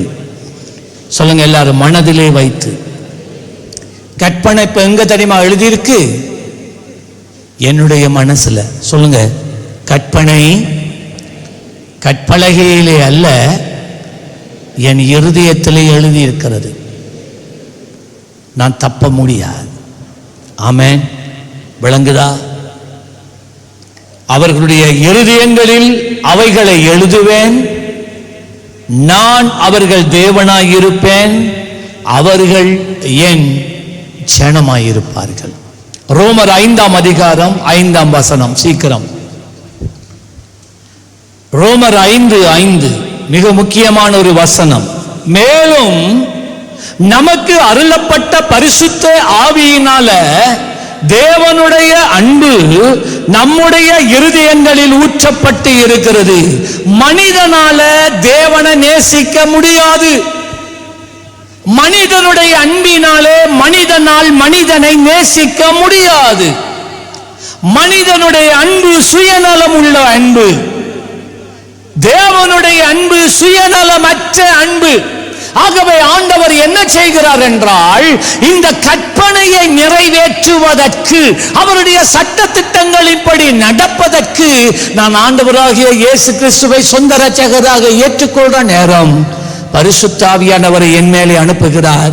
பரிசுத்த ஆவியானவர் என்ன செய்கிறார் என்றார், அவர் எனக்குள்ளே வரும்போது தேவனுடைய அன்பை என் உள்ளத்துல ஊற்றுகிறார். நல்ல கையை தட்டி அப்பாக்கு நன்றி சொல்லுங்க. இன்றைக்கு நான் ஆண்டவரை நேசிக்கிறேன் என்றால் மனித அன்பில நான் நேசிக்கல, எனக்குள்ள இருக்கிற தேவ அன்பினால நான் நேசிக்கிறேன். இன்றைக்கு எனக்கு தீமை செய்கிறவர்களை நான் நேசிக்கிறேன் என்றால், என்னை புறக்கணித்தவர்களை நான் நேசிக்கிறேன் என்றால், அதுக்கு காரணம் இது மனிதனுடைய அன்பு அல்ல, அது எனக்குள்ள இருக்கிற தேவ அன்பு. ஆமென் சொல்லுங்களேன். அப்ப எந்த அளவுக்கு பரிசுத்த ஆவியானவர் ஒரு விசுவாசிக்குள்ள இருக்கிறாரோ அந்த அளவுக்கு தேவனுடைய அன்பினால் அந்த உள்ளம் நிறைந்திருக்கும். உங்களுக்கு பரிசுத்த ஆவியானவருடைய மட்டம் கொஞ்சம் இருந்தா தேவ அன்பு கொஞ்சம் தான் இருக்கும். நாளுக்கு நாள் தேவனோடு உறவாடி பரிசுத்த ஆவியின் அபிஷேகத்துல நீங்க வாழ்ந்தா தேவனுடைய அன்பு நதியா பெருகும். ஆமென் சொல்லுங்களேன், ஆமென் சொல்லுங்களேன், ஆமென் சொல்லுங்களேன். அல்லேலூயா. ஆகியும் மேலும் நமக்கு அருளப்பட்ட பரிசுத்த ஆவியினால தேவ அன்பு நம்முடைய இருதயங்களில் ஊற்றப்பட்டு இருக்கிறபடியால் அந்த நம்பிக்கை நம்மை வெட்கப்படுத்தாது. அதோட அர்த்தம் என்ன தெரியுமா? நான் முன்ன உங்களுக்கு காட்டின என் சகோதரர்கள் மேல நான் அன்பு காட்டாட்டி நான் பரலோகம் போக முடியாது, அது என்ன மரணத்துக்கு கொண்டு போகுதுன்னு சொன்னல. இந்த தேவனுடைய அன்பு நமக்குள்ள பெருகி இருந்தா நாங்க எப்பயுமே எங்கள் சகோதரர்களை, எங்க பெற்றோரை, எங்களுடைய மாமா மாமிமார, எங்கள் உடன்பிறவா சகோதரர்களை நாங்கள் நேசிப்போம். அதனால இந்த கற்பனையை நாங்கள் நிறைவேற்றுவோம். இந்த கற்பனையை நாங்கள் நிறைவேற்றதுனால நாங்கள் பரலோகம் போய் சேருவோம். ஆமென் சொல்லுங்க. எத்தனை பேருக்கு விளங்குதோ எனக்கு தெரியாது. இப்ப நான் இன்னொரு மிகவும் முக்கியமான ஒரு காரியத்தை சொல்லுகிறேன். ரோமர் 13:8-10. ஒருவரில் ஒரு இல்லாட்டி நான் சொல்றேன் 10வது வசனத்தை வாசிப்போம். ரோமர் 13:10. அன்பானது பிறனுக்கு பொல்லாங்கு செய்யாது. பாத்தீங்களா? அப்ப நீங்க பிறனோட உங்களுக்கு சும்மா சாதாரணமா கதைக்க தெரியா? தூசணமா தானே உங்களுக்கு கதைக்க தெரியும். பிரதர், நீங்க பரலோகம் போறதில்லை, இன்றைக்கு மனம் திரும்பு. வாயை திறந்தா தூசணம் தானே வருது. எப்ப பார்த்தாலும் சண்டையா? ஹலோ, நல்லா விளங்கிக் கொள்ளுங்க இந்த சத்தியத்தை.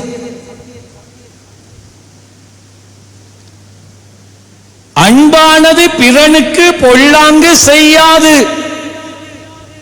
ஆதலால் அன்பு, அடுத்தது வாசிங்க எல்லாரும், நியாய பிரமாணத்தின் நிறைவேறுதலாய் இருக்கும். பழைய ஏற்பாட்டில் எந்த ஒரு மனிதனாலும் அதை நிறைவேற்ற முடியவில்லை. அதை நிறைவேற்றாட்டி ஒரு மனிதனால் நீதிமானாக்கப்பட முடியாது. நீதிமானாகாட்டி நித்திய ஜீவனுக்குள் உட்பிரவேசிக்க முடியாது. புதிய ஏற்பாட்டில் நீ ரட்சிக்கப்பட்டவர்களால் எப்படி அது முடிகிறது என்றால், அவர்களுக்குள்ளே இருக்கிற பரிசுத்த ஆவியானவர் தேவனுடைய அன்பை அவர்களுக்குள்ளே ஊற்றுகிறதினால் அந்த அன்பு மற்றவர்களை சிநேகிக்க பண்ணி இவ்விதமாய் அந்த பிரமாணங்களை நிறைவேற்ற பண்ணுகிறது. ஆமென் சொல்லுங்களேன், அல்லேலூயா சொல்லுங்களேன். விளங்குதா உங்களுக்கு? விளங்குதா? இன்னும் 2 வாசனங்கள் வாசி முடிக்கிறேன்.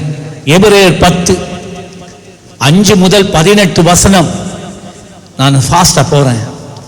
எபிரேயர் 10:5-18. நீங்கள் வசனத்தை அறிய வேண்டும், அதுக்காகத்தான் நான் கற்றுக் கொடுக்கிறேன். ஆகையால் அவர் உலகத்தில் பிரவேசிக்கும் போது பலியையும் காணிக்கையையும் நீர் விரும்பவில்லை, ஒரு சரீரத்தை எனக்கு ஆயத்தம் பண்ணினீர். சர்வாங்க தகன பலிகளும் பாவ நிவாரண பலிகளும் உமக்கு பிரியமானது அல்ல என்றார். இது பழைய ஏற்பாட்டினுடைய கற்பனை. நான் சொன்னேன், லேவியராகமத்துல எந்த சமூகத்துக்குள்ள நீ வாரண்டா சும்மா வரையலாது, இவ்வளவு பலிகளை செலுத்திட்டு தான் வரணும். நீ பிச்சைக்காரனா இருக்கிறியா, குறைஞ்சது 2 புறா குஞ்சுகளை ஆகிலும் கொண்டாந்து நீ கொடுக்கணும். நீ தேவனுடைய சமூகத்துக்கு வெறும் கையோட வரையலாது. அதான் மனுஷனால முடியல நிறைவேற்ற. இப்ப நான் ஆண்டவர் இயேசுவாமி சொல்றார், ஆண்டவர் இந்த புதிய உடன்படிக்கையில இந்த ஆட்டு பலி, மாட்டு பலி, சமாதான பலி ஒன்றையுமே நீங்க எதிர்பார்க்கிறது இல்லை. 8 நியாய பிரமாணத்தின்படி செலுத்தப்படுகிற பட்டு வருகிற பலிகளை குறித்து மேற்சொல்லியபடி பலியையும் காணிக்கையும் சர்வாங்க தகன பலிகளையும் பாவ நிவார்த்தி பலிகளையும் நீர் விரும்பவில்லை, அவைகள் உமக்கு பிரியமானது அல்ல என்று சொன்ன பின்பு, தேவனே நீர் உம்முடைய சித்தத்தின்படி செய்ய இதோ வருகிறேன் என்று சொன்னேன். 2வதை நிலைநிறுத்துவதற்காக 1வதை நீக்கி போடுகிறீர். 2வது நிலைநிறுத்த என்ன? உன் தேவனிடத்தில் அன்பு கூறு, உன் சகோதரனிடத்தில் அன்பு கூறு. அது 2வது. அதை நிலைநிறுத்த, அதை இல்லாம அதை நிலைநிறுத்த முதலாவதா அளிக்கிறாராம். எது? 10 கற்பனைகள். அந்த பழைய சாம்பிரதாயங்கள். நோ.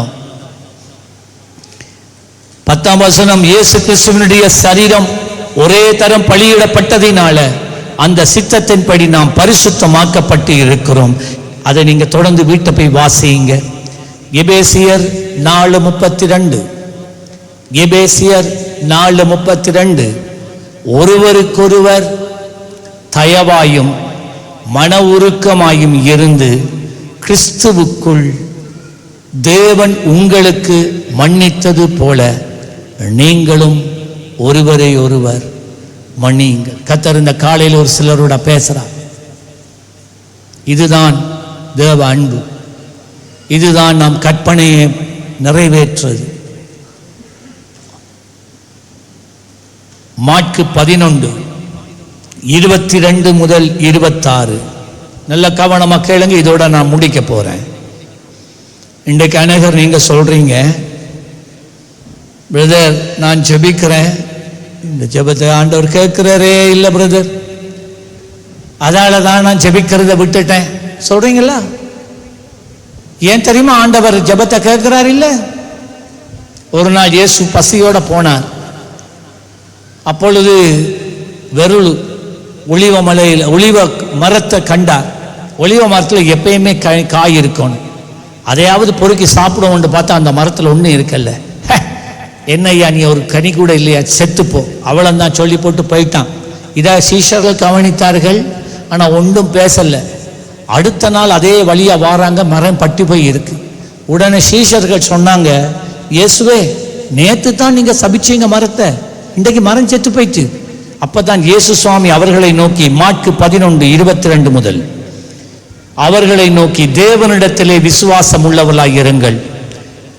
எவனாகிலும் இந்த மலையை பார்த்து நீ பெயர்ந்து சமுத்திரத்திலே தள்ளுண்டு போ என்று சொல்லி தான் சொன்னபடி நடக்கும் என்று தன் இருதயத்திலே சந்தேகப்படாமல் விசுவாசித்தால் அவன் சொன்னபடி ஆகும் என்று மெய்யாகவே உங்களுக்கு சொல்லுகிறேன்.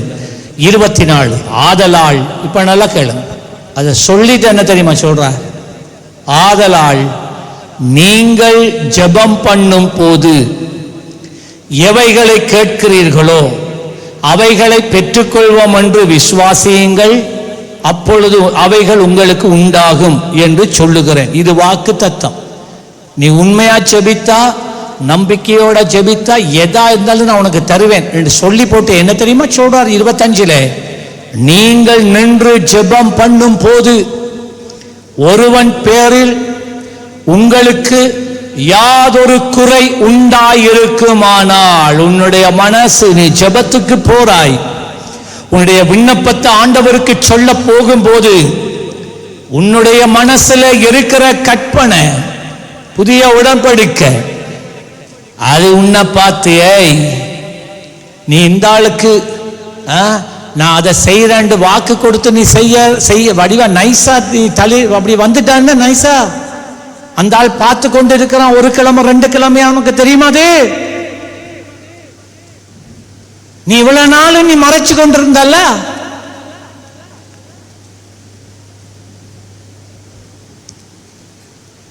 ஏய், நீ உண்ட வாயை உன்னால கட்டுப்படுத்த முடியல. அவன் தான் பேசிட்டு போறான், நீ அதுக்குள்ள மூக்க ஓட்டுனா? நீ கண்டியா பேசினத? நீ உன் சொந்த காதல கேட்டியா? நீ அந்த இடத்துல இருந்தியா? அப்ப எப்படி நீ அதுக்குள்ள நீ இன்னும் அடிஷன் போடுறது? நீ எப்படி அவனோடு கூட சேர்ந்து பேச முடியும்? இப்ப பேசுற, பேசிட்டீங்க, செய்யறதெல்லாம் செஞ்சிட்டீங்க. இப்ப நீங்க தனியா ஜபிக்கிறதுக்கு உட்கார்ந்தா இப்ப எங்க இருக்கு கண்ணாடி? மனசுல. இப்ப நான் செய்த எல்லா தவறும், என் சகோதரர்களுக்கு நான் செய்த எல்லா தவறும், எனக்குள்ள இருக்கிற உடன்படிக்கை கற்பனை எனக்கு முன்னால சொல்லி காட்டுது. இத நீ சரிப்படுத்தாம நீ ஜெபிச்சா எதுவும் கிடைக்காது. விளங்கிட்டா இப்ப? விளங்கிட்டா இப்ப? மனிதர்களை சமாளிச்சு போற மாதிரி நாம் தேவனை சமாளிச்சு போகல. மனுஷருடைய விஷயத்தில் நான் திரும்ப சொல்றேன், மனிதர்களிடத்துல சமாளிச்சு போற மாதிரி நீ தேவனிடத்துல மனிதர்களை குறித்த காரியத்துல தேவனிடத்துல நீ சமாளிச்சு போக முடியாது. இன்றைக்கு எல்லாரும் என்ன செய்றாங்க? ஆதாரம் நடக்கிற சம்பவங்களை வீடியோ பண்றாங்க போன்ல. இந்த பாருங்க, இப்ப சமாளிக்கலாம் வேண்டா, வீடியோ ஆதாரம்.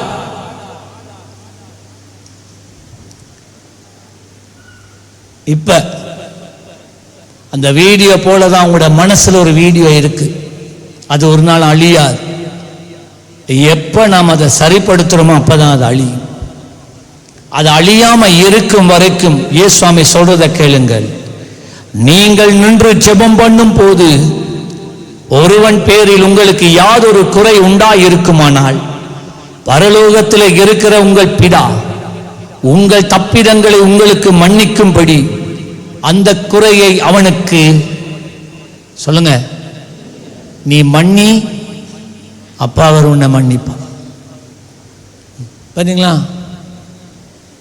பாத்தீங்களா?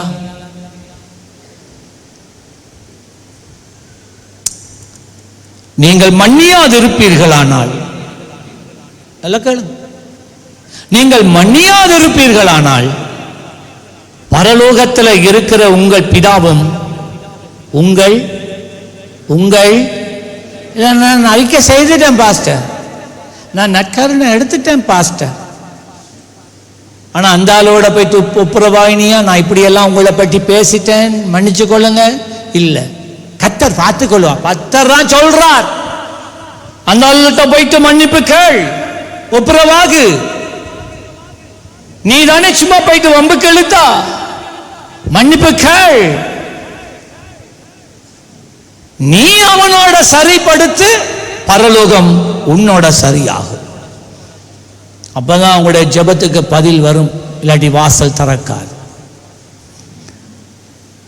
எழுதி வைங்க, நான் வாசிக்கல, டைம் இல்லை. 1 யோவான் 3ஆம் அதிகாரம் 14ஆம் வசனம், 15ஆம் வசனம், 18ஆம் வசனம். நாம் சகோதரிடத்தில் அன்பு கூறுகிறபடியினால் மரணத்தை விட்டு நீங்கி ஜீவனுக்குட்பட்டு இருக்கிறோம் என்று அறிந்திருக்கிறோம். சகோதரிடத்தில் அன்பு கூறாதவன் மரணத்தில் நிலை கொண்டு இருக்கிறான். தன் சகோதரனை பகைக்கிற எவனும் மனுஷ கொலைபாதகனாய் இருக்கிறான்.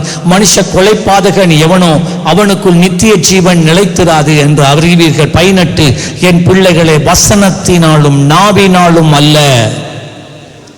வார்த்தையினால நீங்க வந்துட்டு போயிடுவீங்கன்னு ஆண்டவருக்கு அப்பவே தெரியும். வார்த்தையினால் அல்ல, கிரியையினாலும் உண்மையினாலும் என்ன செய்யுங்க? அன்பு கூற கடவும். 1 யோவான் 4ஆம் அதிகாரம் 16 முதல் 21 வசனங்கள். எனக்கு வாசிக்க நேரம் இல்லை, குறிச்சு வச்சு வீட்டை போய் வாசிங்க. ரோமர் 12ஆம் அதிகாரம் முதல் 1-2 வசனம். இதுக்குத்தான் நாம் ஒவ்வொரு நாளும் தேவனுடைய பாதத்தில் அமர்ந்திருக்க வேண்டும். ஏன்? என்னுடைய மாம்சமும் என்னுடைய மனசும் எப்பயுமே பாவம் செய்யத்தான் தூண்டும். அது சுயநலமான ஒரு உலகம்.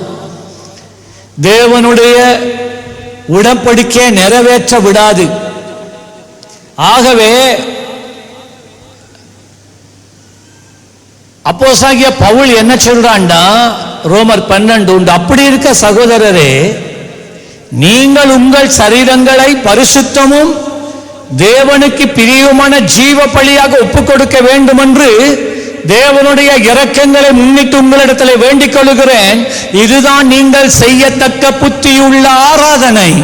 நீங்கள் இப்பிரபஞ்சத்துக்கு ஒத்த வேஷம் தெரியாமல், அவன் செய்றான் இவன் செய்றான் தெரியாமல், தேவனுடைய நன்மை, பிரியம், பரிபூரணமான சித்தம் இன்னதென்று பகுத்தறியத்தக்கதாக உங்கள் மனது புதிதாகிறதினால் மறுரூபமாகுங்க. நான் தேவனுடைய பாதத்தில் அமர்ந்திருந்து நான் செபிக்கும் போது, வேதம் வாசிக்கும் போது என்ன நடக்குது தெரியுமா? என்னுடைய உள்ளான மனிதன், என்னுடைய ஆவி, அங்கத்தான் இந்த புதிய உடன்படிக்கை எழுதப்பட்டு இருக்கிறது. இந்த சத்தியத்தை நான் என் மனசுக்கு கொண்டு வருகிறேன். அந்த மனசை நீங்க அந்த வார்த்தையை மனசுக்குள்ள கொண்டு வரும்போது, அன்றைக்கு அதை மீறுகிறதுக்குரிய சந்தர்ப்பங்கள் பல வரும்போது உங்களுடைய மைண்ட் ஃப்ரெஷ்ஷாக இருக்கு. இல்லை இன்றைக்கு வார்த்தை இப்படி சொல்லிச்சே, வார்த்தை மனசில் இருக்கு, உள்ளத்திலேருந்து வெளியில் வருது. அது இப்போ என்ன செய்யுதுண்டா, உங்களுடைய சரீரத்தை கண்ட்ரோல் பண்ணுது, உங்களுடைய இருதயத்தை கண்ட்ரோல் பண்ணுது. இப்போ அதால தான் எங்களோட மனது எப்பயுமே புதிதாக்கப்பட வேண்டும் என்று வேதம் சொல்லுகிறது. இந்த பிரபஞ்சத்துக்கு ஒத்த வேஷம் தெரியாமல் அன்றுக்கம் தேவனுடைய பரிபூர்ண சித்தம் என்னதென்று அறியத்தக்கதாய் உடைய மனம் புதிதாகிறதுனால கர்த்தருடைய பலிபீடத்தில் உங்களை ஒப்புக் கொடுங்கள். எழுந்து நிற்போம். Jesus, Jesus, Jesus, Jesus. பாத்தீங்களா, இந்த தேவ அன்பு நமக்குள்ள இருந்தா நாம் இந்த உலகத்தில் ஜெயிக்கலாம். தேவ அன்பு நமக்குள்ள இருந்தா நாம் எதையும் சாதிக்கலாம், நாம் எதையும் ஜெயிக்கலாம்.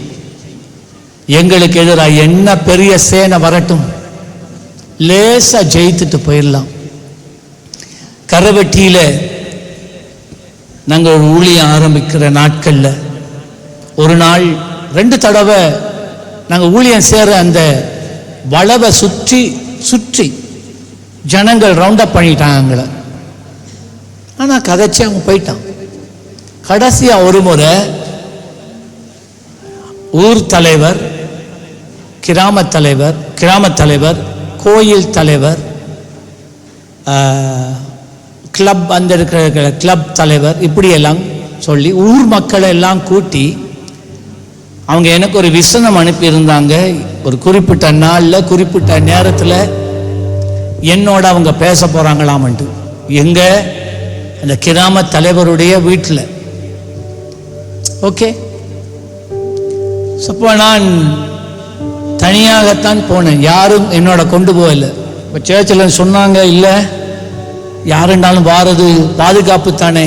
நான் சொன்னேன், என்னோட யாரும் வர தேவையில்லை, நான் தனியாக போவேன், நான் தனியாக திரும்பி வருவேன்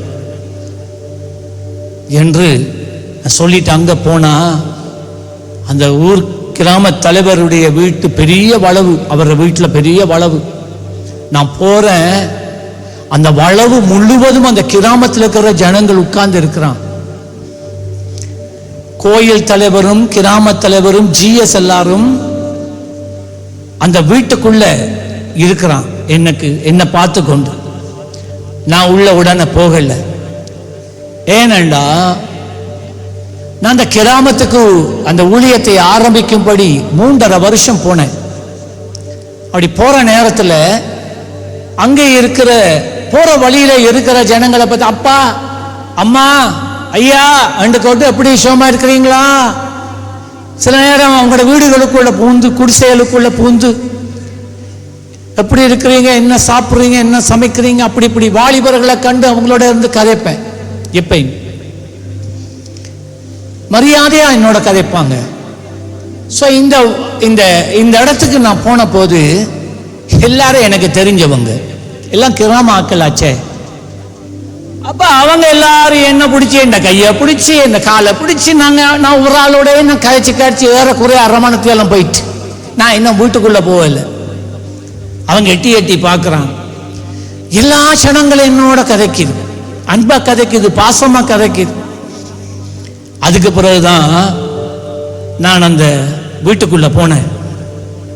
அவங்க கூப்பிட்டதே, நீங்க இனிமேல் இங்க ஊழியம் செய்ய முடியாது, இங்க இந்த கிராமத்தில் ஒரு சபையும் இல்லை, இந்த இடத்துல எந்த ஒரு சபையும் வரக்கூடாது, அதை சொல்றதுக்கு தான் என்னை கூப்பிட்டான். நீங்க இனிமேல் வந்தா நாங்க உங்களை அடிப்போம், உங்களை கொலை செஞ்சாலும் நாங்க அதுக்கு பொறுப்பில்லைன்னு சொன்னாங்க.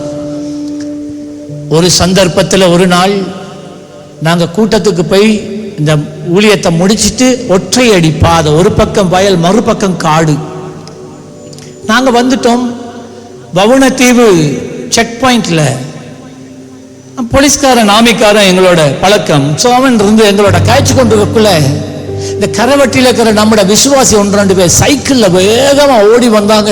பாஸ்டர் உங்களுக்கு ஏதோ நடந்துட்டா, உங்களுக்கு ஏதோ நடந்துட்டா. நான் என்ன நடக்க, என்ன நடந்த, எனக்கு ஒன்று நடக்கல.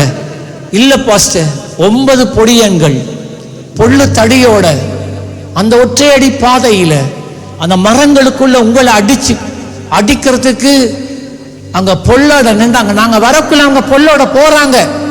உங்களுக்கு அடிச்சாங்களா? நான் சொன்ன அடிச்சா பொல்லோடையா? நான் ஒருவனையும் பார்க்கல. மற்ற இந்த மோட்டர் சைக்கிள் பெரிய சத்தம் இங்க அங்க வரக்குள்ளே இங்க கேட்கும். அப்படியான ஒரு மோட்டர் சைக்கிள் தான் எனக்கு இந்த மேட். ஒரு சான்ஸும் இல்லை. அவங்கள தாண்டி வேற மாதிரி தாண்டி போற சான்ஸ் இல்லை. ஆனா அதிசயம், கர்த்தர் காத்தா. அவர்கள் என்னை காணவும் இல்லை, நானும் அவர்களை காணவில்லை. நாங்க வந்துட்டோம். இதுக்கெல்லாம் பிறகுதான் இது நடக்குது. இந்த ஜனங்களோட நான் அன்பா கதைச்சிட்டு நான் உள்ள போனேனா உடனே எனக்கு கேக்கா, வாழைப்பழமா, பாலா, சுட சுட பாலா, குடிங்க பாஸ்டர், சாப்பிடுங்க பாஸ்டர். 2 பக்கத்தில் எழுமி நின்று எல்லாரும் சாரத்தெல்லாம் கீழே போட்டு பாஸ்டர் சாப்பிடு. நானும் சாப்பிட்டேன். நானும் அதை இதை பற்றி தான் காய்ச்சி. அவங்க என்ன தெரியுமா கடைசியா சொன்னாங்க, இல்ல பாஸ்டர் பிரச்சனையை நாங்க பார்த்துக்கொள்றோம். என்னோட ஒரு பிரச்சனை அவங்க கதைக்கல, ஏன் கூப்பிட்டாங்கன்னு கூட சொல்லல. நாங்க இந்த பிரச்சனையை நாங்க பார்த்துக்கொள்றோம், நீங்க பத்திரமா போங்க பாஸ்டர், நீங்க பத்திரமா போங்க, நாங்க அதை பார்ப்போம். பார்த்தீங்களா தேவனுடைய அன்பு. நாங்க தேவனுடைய அன்பை எங்களுடைய வாழ்க்கையில நாங்க பிரதிபலித்தாள் அந்த அன்பு ஒரு நாள் எங்களை கைவிடாது. ஆமென் சொல்லுங்களேன். சில நேரம் நாங்க தேவனுடைய அன்புல வாழ்ற நேரம் தோற்று போகிறது போல நமக்கு தெரியும். ஆனா நான் ஒரு காரியம் சொல்றேன், தேவனுடைய அன்பு ஒரு நாளும் தோற்று போகாது. நான் தைரியமா சொல்றேன், உத்தரவாதத்தோட சொல்றேன், அனுபவத்தோட சொல்றேன், தேவ அன்பு ஒரு நாளும் உன்னை கைவிடாது. இந்த உலகம் நீ அன்பு காட்டும் போது அவர்கள் தீமையே செஞ்சு கொண்டிருப்பாங்க. இட்ஸ் ஓகே, அவங்க தீமை செய்கிறார்கள் என்று நீ தீமை செய்ய வேண்டியதில்லை. வேதம் சொல்லுகிறது, தீமையை ஒருபோதும் தீமையினால் மேற்கொள்ளவோ ஜெயிக்கவோ முடியாது. ஒருவங்களுக்கு தீமை செய்யறதுனால நீங்க ஒரு நாளும் அந்த தீமையை மேற்கொள்ள முடியாது. தீமையை எப்பொழுதும் நன்மையினால, தேவனுடைய அன்பினால தான் மேற்கொள்ளலாம். அது என்னுடைய வாழ்க்கை சாட்சியாக இருக்கிறது, அனுபவம். அன்பு ஒரு நாள் உன்னை கைவிடாது, அன்பு ஒரு நாள் உன்னை கேவலப்படுத்தாது. சில நேரம் கைவிட்ட மாதிரி இருக்கும், தேவனும் மௌனமாய் இருக்கிற மாதிரி இருக்கும். ஆனால் அன்பு சரியான நேரத்தில் கை கொடுக்கும். ஆமென் சொல்லுங்களேன். அந்த அன்பு சரியான நேரத்தில் உனக்கு கை கொடுத்து, எந்த இடத்துல இகழப்பட்டாயோ, எந்த இடத்துல தாழ்த்தப்பட்டாயோ, எந்த இடத்துல புறக்கணிக்கப்பட்டாயோ, எந்த இடத்துல அவமதிக்கப்பட்டாயோ, அதே இடத்துல அந்த அன்புட உயர்த்தும். அந்த அன்பு உனக்கு கை கொடுக்கும். அந்த அன்பை இறுக்கி பிடிச்சு கொள்ளுங்க. அந்த அன்புல நடக்கத்தான் கர்த்தர் நம்மை அழைத்திருக்கிறார். அல்லேலூயா. எத்தனை பேர் இந்த காலையில, ஆண்டவரே அன்பிலே நடக்கக்கூடாது என்று நான் நினைச்சேன், ஆனா நீங்க எல்லாம் தலகீழா பேசிட்டீங்க. நான் அன்பிலே நடக்க, பழிக்கு பழி வாங்குறவன் அல்ல, தீமைக்கு தீமை செய்கிறவன் அல்ல.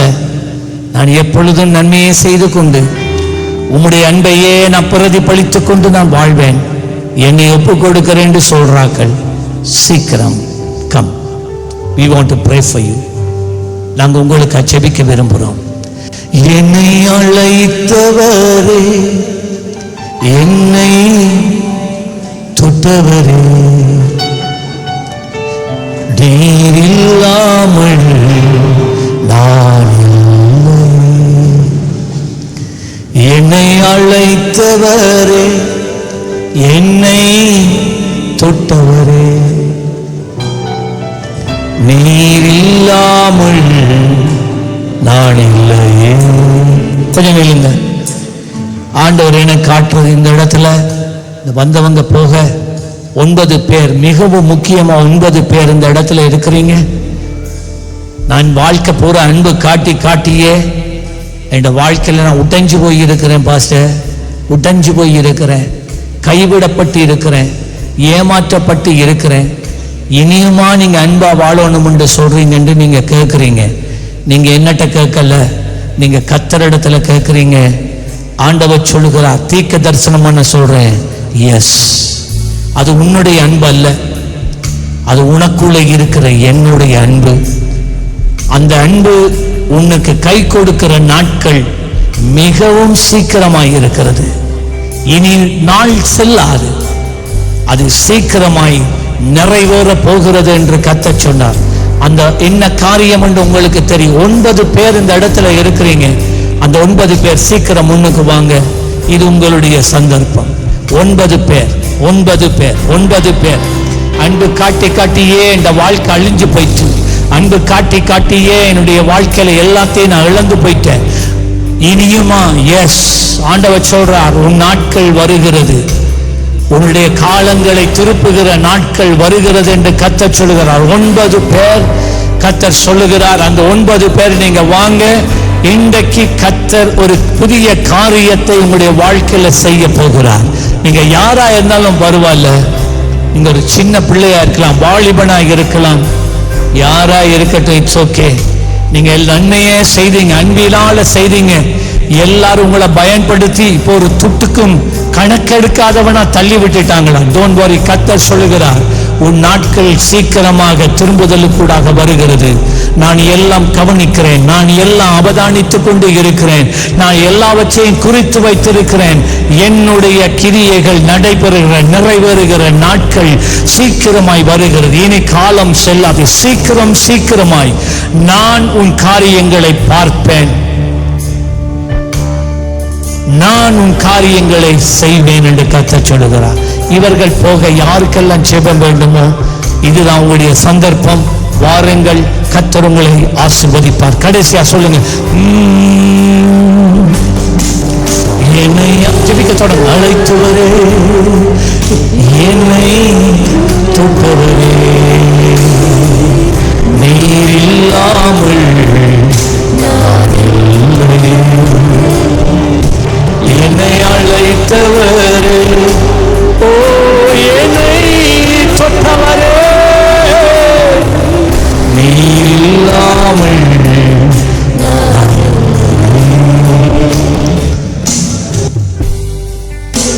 தகப்பனே, இந்த கால வேளையில உம்முடைய பிள்ளைகள் உம்மை தேடி வந்தார்கள், எதிர்பார்ப்போடு வந்தார்கள்.